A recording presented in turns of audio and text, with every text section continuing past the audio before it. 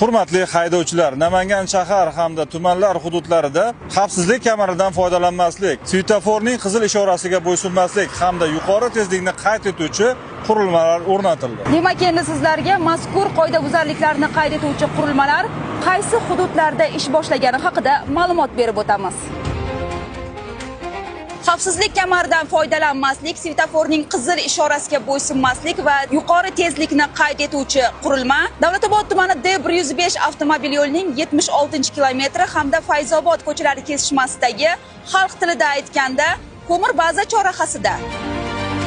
Svetoforning qizil ishorasiga bo'ysunmaslik va yuqori tezlikni qayd etuvchi qurilma Davlatobod tumani D105 aylanma yo'lining 77-kilometri, xalq tilida Aroq zavod chorrahasida. Svetoforning qizil ishorasiga bo'ysunmaslik va yuqori tezlikni qayd etuvchi qurilma Davlatobod tuman hududidan o'tgan D105 avtomobil yo'li, xalq tilida Sarbon chorrahasida. Svetoforning qizil ishorasiga bo'ysunmaslik va yuqori tezlikni qayd etuvchi qurilma D105 avtomobil yo'lida, xalq tilida Qo'qon qishlog'i chorrahasida.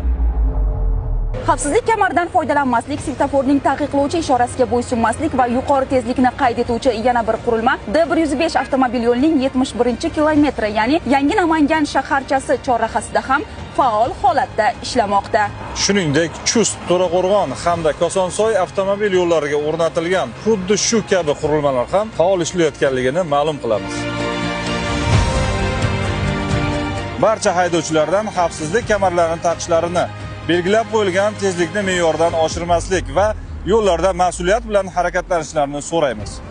O'zingiz va yaqinlaringiz hayotini xatarga qo'ymaslik uchun yo'l qoidalariga doimo amal qiling.